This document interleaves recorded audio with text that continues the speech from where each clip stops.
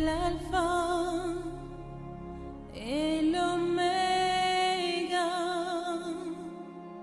Nous t'adorons, Seigneur, tu es digne de louange. Tu es l'alpha et l'oméga.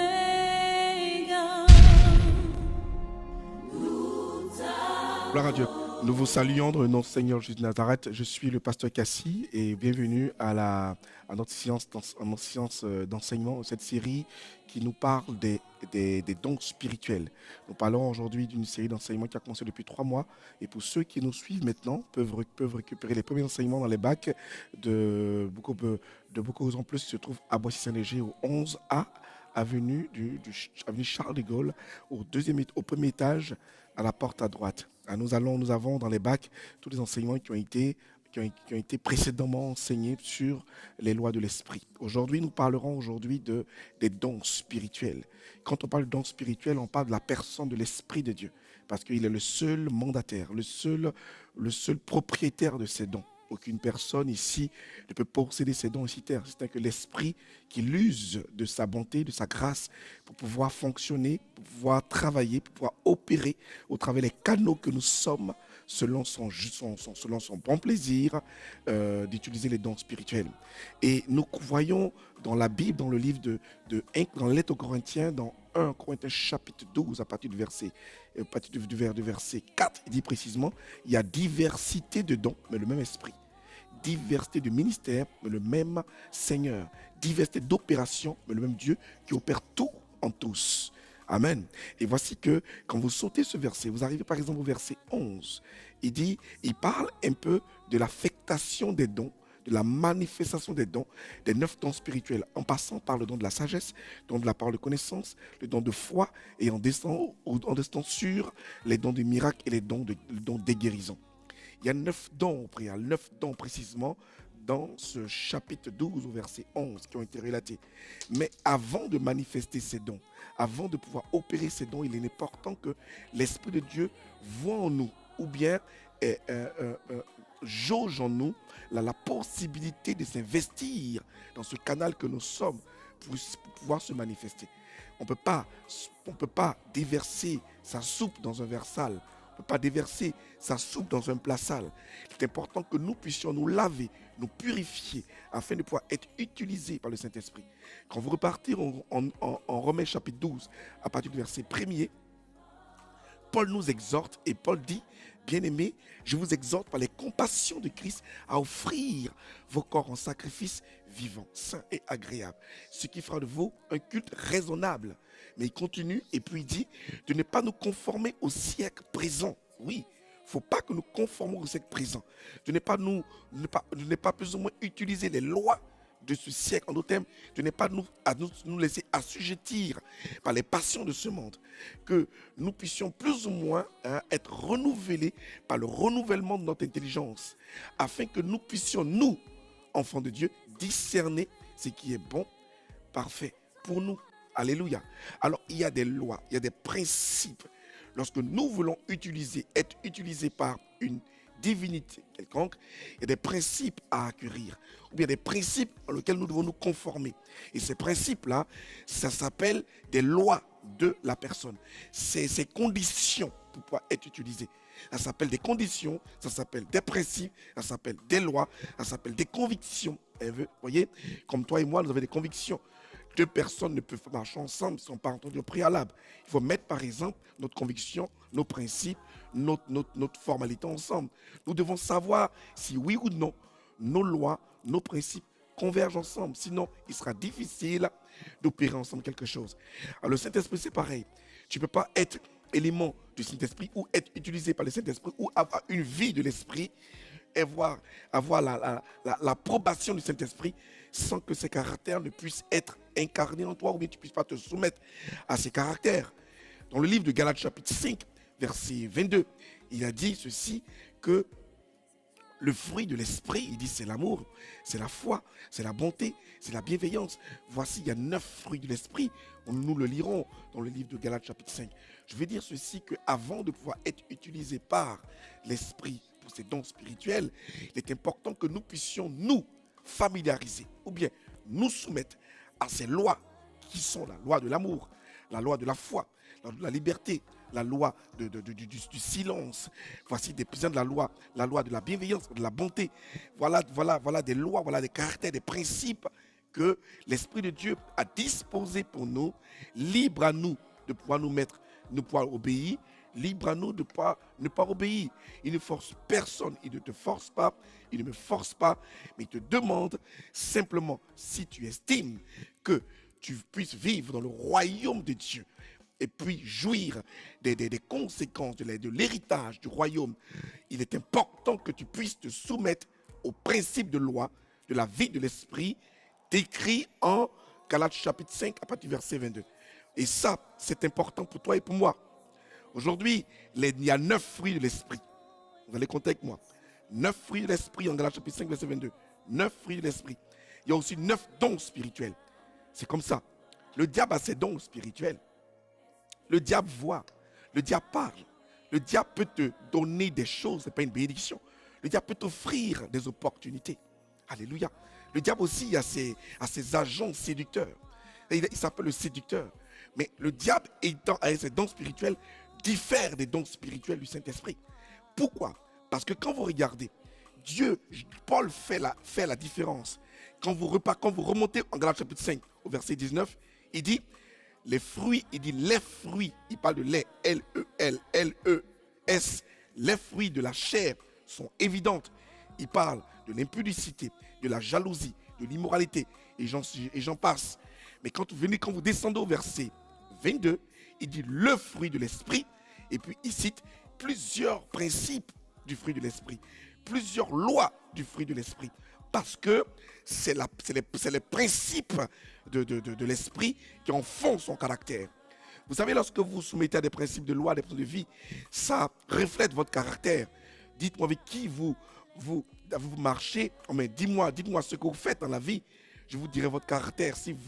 Ou bien vous soumettez à des principes de vie par rapport à votre bienveillance. Pour pouvoir vivre longtemps sur la terre, Dieu nous a dit par exemple d'honorer nos parents. Ça, c'est un code d'honneur.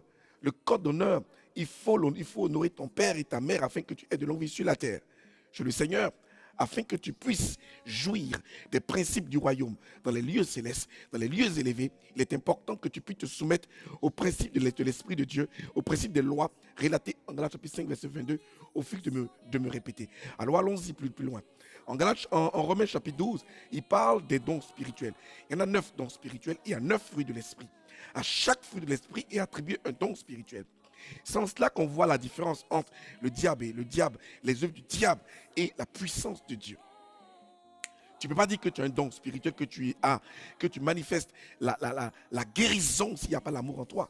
Tu ne peux pas dire, par exemple, que tu manifestes,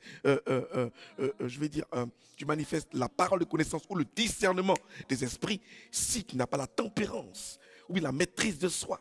Tu ne peux pas dire qu'aujourd'hui, tu vas plus ou moins manifester la parole de combien, la prophétie, si le doute habite en toi. Il faut la foi. Alléluia.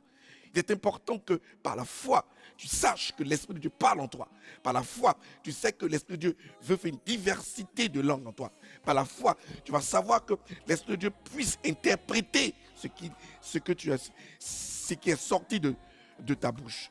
Pour dire en un mot que les dons spirituels se manifestent dans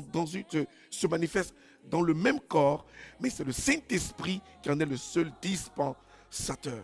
Cela s'apprend à l'école de l'esprit. Oui, il y a l'école de l'esprit. Et si tu ne vas pas à l'école de l'esprit, tu ne peux pas apprendre ces genres de choses. L'université de l'esprit, je l'appelle l'université de l'esprit du royaume. C'est fait en 3 cycles. Il y a 3 cycles, vous savez. Il y a le premier cycle qui est défini dans la faculté de la pensée divine. Le premier cycle, c'est la faculté de la pensée divine. Le deuxième cycle, c'est la faculté de la révélation divine. Le troisième cycle, c'est la faculté de la puissance divine. Voici 3 cycles auxquels tu dois te soumettre, ou bien du moins, tu dois suivre pour être un disciple parfait et accompli. Parce que Dieu dit, Jésus dit quoi? Un disciple n'est pas égal à son maître, mais un disciple accompli est comme son maître. Tu pourrais faire des merveilles au travers des dons spirituels. Tu pourrais faire des merveilles au travers l'usage des dons que Dieu a posés dans ta vie par l'obéissance et par les Écritures et par la soumission des lois, par la pratique des lois. Vous savez, je vous dis quelque chose, beaucoup de personnes veulent servir Dieu ou bien viennent avec une bannière pour dire nous voulons servir Dieu. Mais ils ont un problème de soumission, un problème d'obéissance. Alléluia. Alors, pour cette première série, on va se limiter au premier cycle. Juste élaborer ce qu'il y a dans le premier cycle, élaborer ce qu'il y a dans la faculté de la pensée divine. Et la semaine prochaine, on va développer cela. Écoutez, note avec moi. Dans le premier cycle, dans la faculté de la pensée divine, vous avez par exemple la prophétie. La prophétie qui est l'inspiration de Dieu, qui est une pensée de Dieu. Amen. C'est le premier niveau, c'est la première année, c'est le premier cours que tu dois faire. Bosser ça, la prophétie. Tous sont prophètes, tous se laissent utiliser par Dieu. Ça, c'est en ce cours, on en parlera en détail la semaine prochaine. Le deuxième cours qu'il y a dans la même faculté, vous savez, c'est la diversité des langues. Quelqu'un qui est utilisé par Dieu par la prophétie et qui arrive en même temps à pouvoir interpréter ce que l'Esprit lui dit. Ça, c'est une diversité des langues. Amen. Et la troisième année, pour boucler ta faculté de la pensée divine, tu as l'interprétation des langues. Et ça, c'est un cours particulier. Et bien aimé, ce cours appartient à l'Église. Dans l'Ancien Testament, on ne parlait pas de langue, on ne parlait pas de profession, on ne parlait pas d'interprétation, de diversité. Ça, c'est pour toi et c'est pour moi. C'est pour l'Église que cela est fait. Dans chaque Église, s'il n'y a pas la prophétie, s'il n'y a pas la diversité, s'il n'y a pas l'interprétation, prie pour qu'il y ait cela. Parce que l'ennemi veut bloquer et peut discréditer cette église. Mais je crois avec toi et moi que nous pouvons élever le niveau et pousser des personnes à pouvoir être utilisées par Dieu. Alléluia. La semaine prochaine, on parlera de la faculté des dons de révélation, la faculté de la révélation divine. Mais si cela t'a fait plaisir, si réellement tu as été réellement édifié par cet enseignement, je veux que tu penses que tu es là et que tu veux marcher nous, que tu ne connais pas le Seigneur, pose ta main sur l'écran et répète ces paroles pour moi. Dis Seigneur Jésus, aujourd'hui, je veux t'accepter. Je veux marcher avec toi. Je connaissais ton nom, mais je ne savais pas qu'il fallait accepter et se soumettre à tes lois de l'esprit. Mais à partir d'aujourd'hui, je veux me soumettre aux lois de l'esprit, aux principes de vie de l'esprit. Décrit en Galates chapitre 5, verset 22. Si tu crois que cela est bon, alors que tu es malade, pose la main là où tu as mal. Je vais prier pour toi. Seigneur, je veux te dire merci. Là où cette personne, où qu'elle soit, dans quelque pays où que ce soit, la main qu'elle a posée sur le mal, et pendant qu'elle écoute ce que je suis en train de dire, pendant que tu autorises ma voix à l'application, à l'ordonnance, je commande et j'ouvre le ciel et j'ordonne que la malédiction qui sévit dans cette famille soit stoppée au nom de Jésus. J'ordonne, dans le nom puissant de Jésus, que le mal disparaisse et que cette malédiction qui l'empêche de voir sa gloire, elle soit brisée à partir de cet instant et qu'au son de ma voix, aucun esprit, aucun démon familier ne puisse intervenir encore une fois dans sa vie. J'ordonne que sa vie soit transformée, soit renouvelée dans le nom puissant de Jésus. Et dis Amen. Alléluia. Je suis le pasteur Kassi. Je suis l'adresse de l'église va se mettre sur l'écran. Et puis, sur le téléphone que vous voyez, vous pouvez appeler et prendre rendez vous et discuter avec moi et voir dans quelle mesure on pourra se rencontrer. Que le Seigneur vous bénisse, soyez bénis et que la grâce soit sur vous, quel que soit là où vous êtes, soyez bénis. Nous espérons que ce message vous a touché. Nous profitons donc pour vous rappeler que nous avons nos cultes tous les dimanches. Nos DVD sont disponibles au 11A avenue Charles de Gaulle, premier étage, à Boissy-Saint-Léger, 94 470. Et sur le site internet www.meu-inter.com. Vous pouvez également nous joindre par téléphone 09 83 88 21 80, par mail secrétariat@meu-inter.com, Facebook Serge Kassi-Ministry, sur YouTube UTV Miracle Studio. Que la paix et la faveur de notre Seigneur Jésus repose sur vous et vos familles.